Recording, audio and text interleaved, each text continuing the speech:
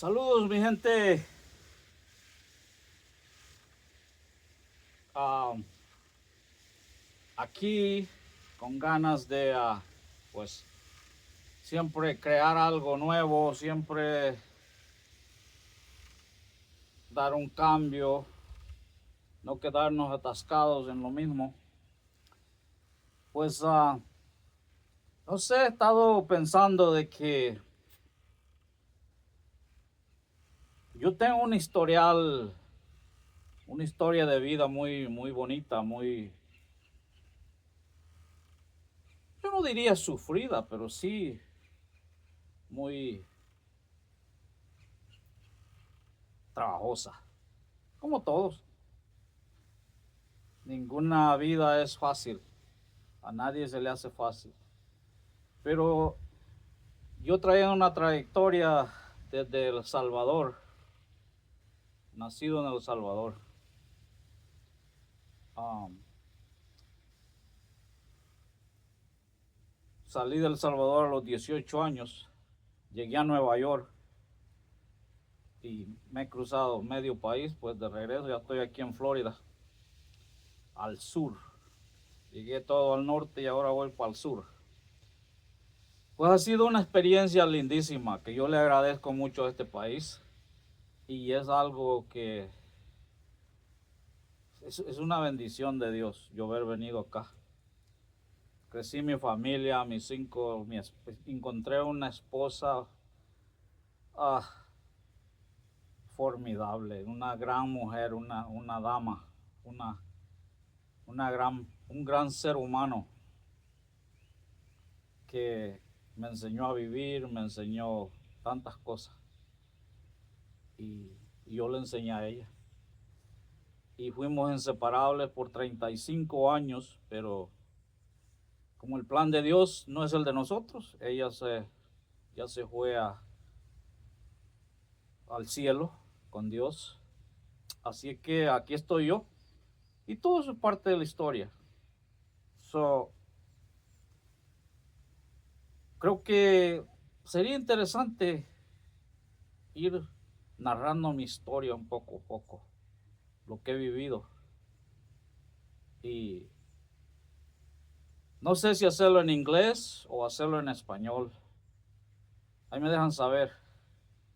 O hacerlo bilingüe. Ah, pero de cualquier forma, historia es historia.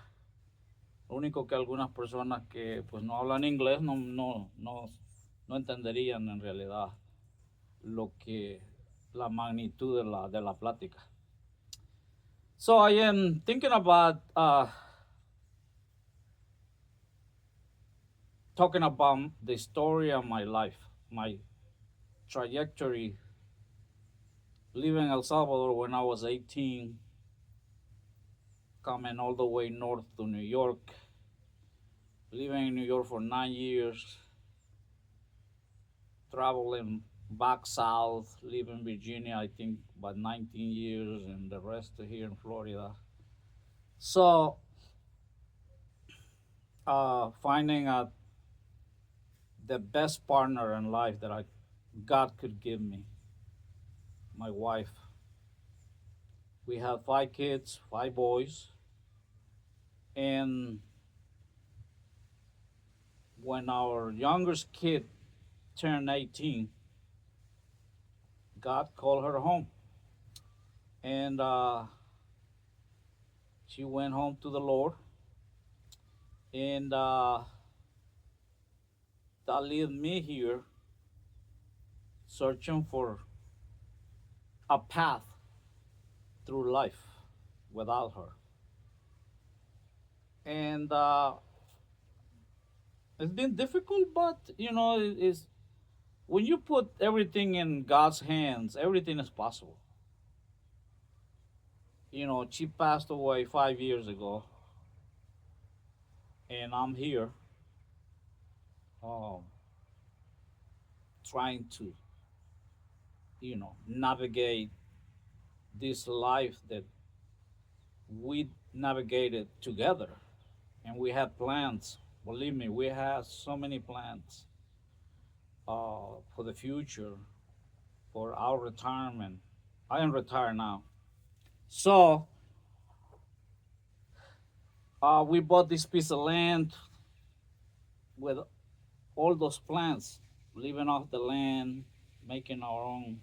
She was so capable of everything. She knew how to make cheese. She was she was amazing. She was a pastry chef, uh, excellent cook, creator. She can make anything that she put her mind to it. And so we had an awesome partnership. And the plans that we had, they all came to a screeching halt because she was 54 when she went home to the Lord. And God called her home. And she was young, strong, and when you are, you know, healthy and planning, you know, we thought we lived to 90, holding hands, and it didn't happen that way. So, and that's a good message there for people. Don't think you have everything under control, because the only one that has control is God. And we can plan on whatever we can plan, but He has the last say. And my wife and I, we thought, you know, we had an excellent plan, a survival plan, uh, you know, live and work, not going back to punch a time clock. And it didn't happen that way. Uh, she she passed, and that left me a vacuum in life that I had to figure it out. It's like when you in a vessel, in a boat, and you lose your steering wheel, uh, you just drift. And I had to find that way to find myself again. And I think I have. I'm feeling good. I'm happy. Uh, I know God has a purpose for me, so here I am. I when I pray, I ask the Lord to give me the wisdom to understand where He wants me to go, where He's taking me. And I know, and I know that the only reason I am standing here talking to you guys is because He has bring me by the hand to here. And hanging on to His hand, I will continue on this path that He has me. And so, I'm gonna be doing little episodes of my life and my being in this country, and all the experience that I had. I had to deal with work stress, discrimination. And I'm not bitter. I mean, that's normal. I mean, blacks discriminate on blacks, Latino discriminate on Latinos. Discrimination is like a human behavior that, I mean, if you go into the forest and you see a bunch of chimpanzees, they discriminate themselves. They kill each other. So we sort of like like that. So uh, it's normal. But there are situations that really you feel uh, very vulnerable when you are discriminated. For example, in an office or in a business, or you have a fender bender and on the road, and unfortunately the police officer that comes, to mitigate that situation goes to one side and totally ignores you. That has happened to me many, many times. And it hasn't killed me. I'm still here. And fortunately, I learned how to communicate. I learned how to speak for myself. And, I know a lot of people that came to this country 30, 40 years ago, and they haven't learned how to communicate, how to, defend themselves. So, and they're complaining that, oh, we need a translator. Well, sorry, that's your fault. So anyway, I'm gonna put this up, see what kind of reactions I get, and you know, appreciate, you comment on it and tell me, if this is a good idea. Remember, I've been here in this country for 40, almost 47 years, and it's, it's a lot. It's a lot to cover, and I would like to cover from my birth to here, little by little, not in one video, you know.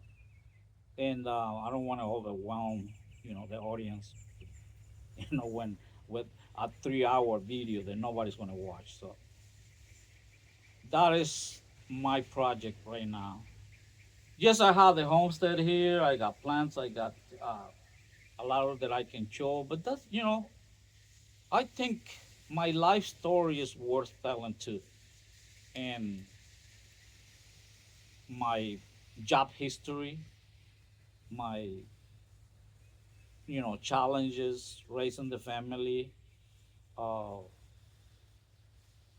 the investments that I did that went sour, the things that I did, as far as money that made sense and some didn't make sense. So there's a lot. So stay tuned. I want feedback, and I want to get to 5,000 subscribers this year. So help me out. Talk to you guys soon.